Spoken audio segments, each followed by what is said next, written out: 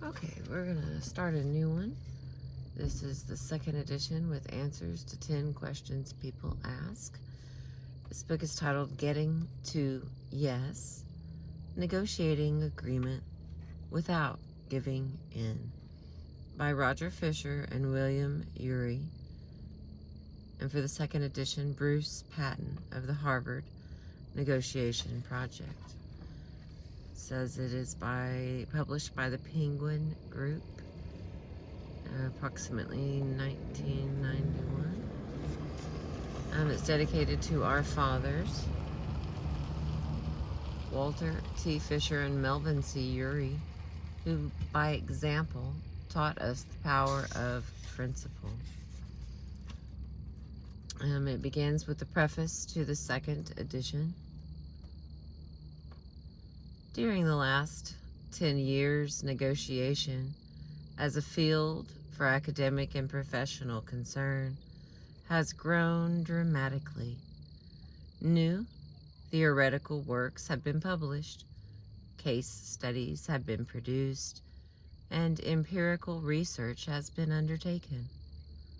10 years ago, very few professional schools offered courses on negotiation. Now they are all but universal. Universities are beginning to appoint faculty who specialize in negotiation. Consulting firms now do the same in the corporate world. Against this changing intellectual landscape, the ideas in Getting to Yes have stood up well. They have gained considerable attention and acceptance from a broad audience and are frequently cited as starting points for other work. Happily, they remain persuasive to the authors as well. Make sure that's clear. Okay. Most questions and comments have focused on areas in which the book has proven ambiguous or where readers have wanted more specific advice. We have tried to address the most important of these topics in this revision, rather than tampering with the text and asking readers who know it to search for changes. We have chosen to add new material in a separate section at the end of this second edition. The main text remains complete and unchanged from the original, except for updating the figures and examples to keep pace with inflation and rephrasing in a few places to clarify meaning and eliminate sexist language. We hope that our answers to 10 questions people ask about getting to yes prove helpful and meet some of the interests readers have expressed. We address questions about 1. The meaning and limits of principled negotiation. It represents practical, not moral advice. And number 2, dealing with someone who seems to be irrational or who has a different value system, outlook, or negotiating style. Number 3, questions about tactics, such as where to meet, who should make the first offer, and how to move from inventing options to making commitments. And number 4, the role of power in negotiation. More extensive treatment of some topics will have to await other books. Readers interested in more detail about handling people issues in negotiation in ways that tend to establish an effective working relationship might enjoy the book Getting Together, Building Relationships as We Negotiate by Roger Fisher and Scott Brown, also available from Penguin Books. If dealing with difficult people and situations is more your concern, look for the book Getting Past No, Negotiating with Difficult People by William Ury, published by Bantam Books. No doubt other books will follow. There is certainly much more to say about power, multilateral negotiations, cross-cultural transactions, personal styles, and many other topics. Once again, we thank Marty Linsky, this time for taking a careful eye and a sharp pencil to our new material. Our special thanks to Doug Stone for his discerning critique, editing, and occasional rewriting of successive drafts of that material. He has an uncanny knack for catching us in an unclear thought or paragraph. And that says Roger Fisher, William Ury, and Bruce Patton. And then the next paragraph is, for more than a dozen years, Bruce Patton has worked with us in formulating and explaining all of the ideas in this book. This past year, he has pulled the laboring oar in converting our joint thinking into an agreed text. It is a pleasure to welcome Bruce, editor of the first edition, as a full co-author of this second edition. And then the initials RF and WU.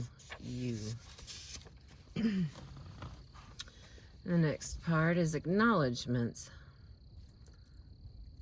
This book began as a question: what is the best way for people to deal with their differences? For example, what is the best advice one could give a husband and wife getting divorced who want to know how to reach a fair and mutually satisfactory agreement without ending up in a bitter fight?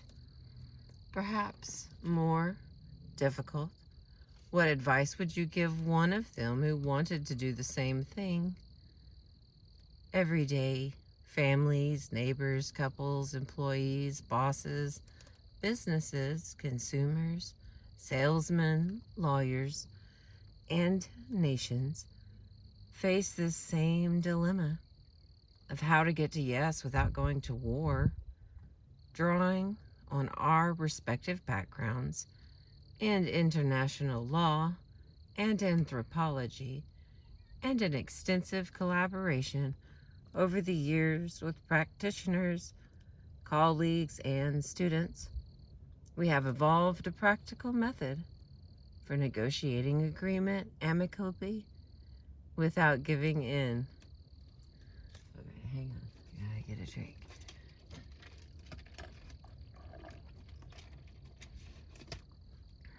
Check my son there.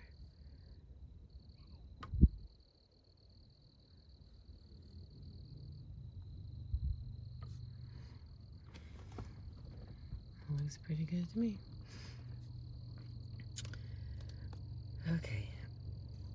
We have tried out ideas on lawyers, businessmen, government officials, judges, prison wardens, diplomats, insurance representatives, military officers, coal miners, and oil executives.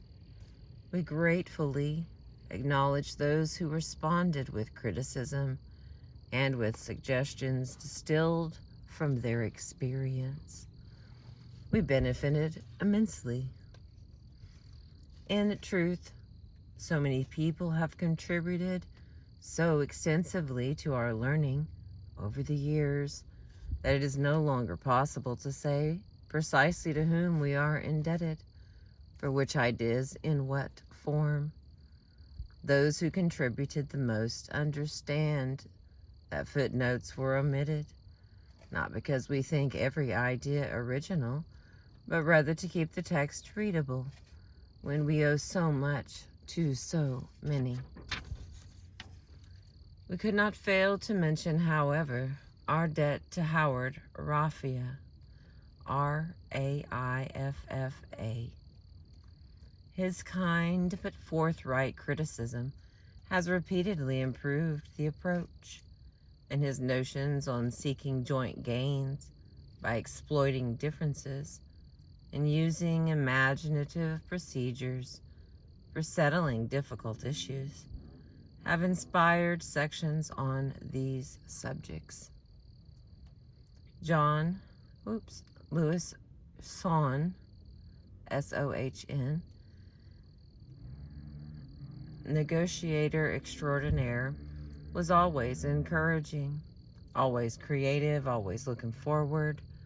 Among our many debts to him, we owe our introduction to the idea of using a single negotiating text, which we call the one-text procedure. And we would like to thank Michael Doyle and David Strauss for their creative ideas on running brainstorming sessions. Good anecdotes and examples are hard to find.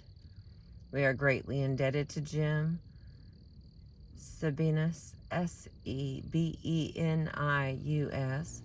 for his accounts of the Law of the Sea conference, as well as for his thoughtful criticism of the method, to Tom Griffith for an account of his negotiation with an insurance adjuster, and to Mary Parker Follett, F-O-L-L-E-T-T, for the story of two men quarreling in a library. We want especially to thank all those who read this book in various drafts and gave us the benefit of their criticism, including our students at the January negotiation workshop of 1980 and 1981 at Harvard Law School, and Frank Sander, John Cooper, and William Lincoln, who taught those workshops with us. In particular, we want to thank those members of Harvard's negotiation seminar whom we have not already mentioned. They listened to us patiently these last 2 years and offered many helpful suggestions. John Dunlop, James Healy, David Cushell, Tom Schelling, and Lawrence Siskind.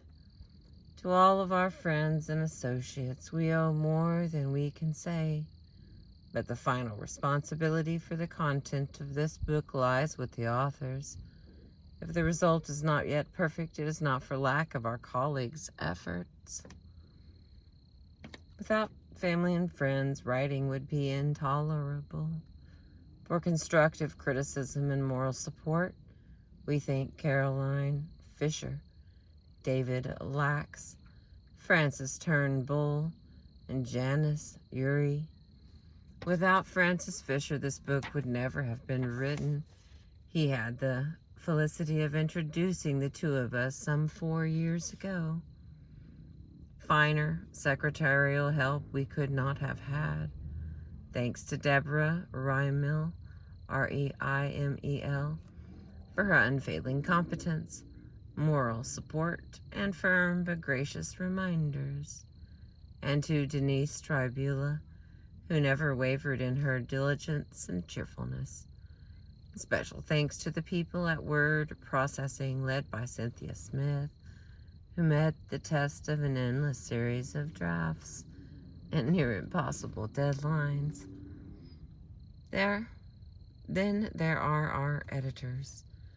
By reorganizing and cutting this book in half, Marty Linsky made it far more readable. To spare our readers, he had the good sense not to spare our feelings. Thanks also to Peter Kinder, K-I-N-D-E-R, June Kinoshita, K-I-N-O-S-H-I-T-A, and Bob Ross. June struggled to make the language less sexist. Where we have not succeeded, we apologize to those who may be offended. We also want to thank Andrea Williams, our advisor, Julian Bach, our agent, and Dick McAdoo and his associates at Houghton Mifflin, who made the production of this book both possible and pleasurable. And finally, we want to thank Bruce Patton, our friend and colleague, editor, and mediator. No one has contributed more to this book. From the very beginning, he helped brainstorm and organize. He has reorganized almost every chapter and edited every word. If books were movies, this would be known as a Patton production. Signed, Roger Fisher and William Urey. Alright, the next part will be the, let's see, introduction. Oh yeah, page and a half. Let's see if we can squeeze it in here. Like it or not, this is the introduction. Like it or not, you are a negotiator. Negotiation is a fact of life. You discuss a raise with your boss. You try to agree with a stranger on a price for his house. Two lawyers try to settle a lawsuit arising from a car accident. A group of oil companies plan a joint venture exploring for offshore oil. A city official meets with union leaders to avert a transit strike. The United States Secretary of State sits down with his Soviet counterpart to seek an agreement limiting nuclear arms. All these are negotiations.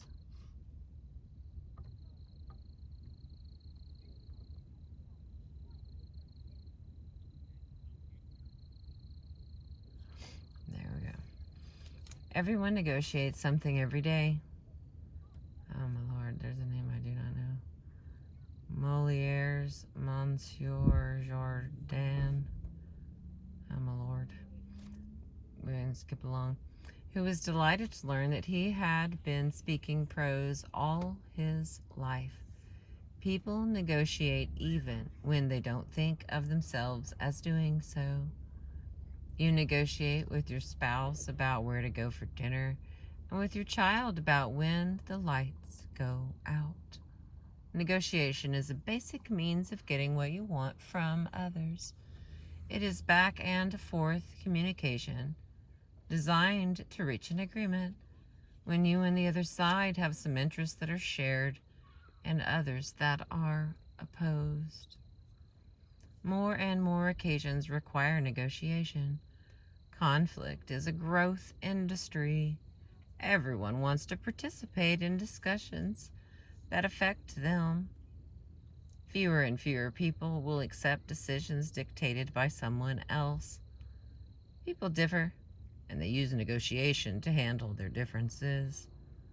Whether in business, government, or the family, people reach out most decisions through negotiation.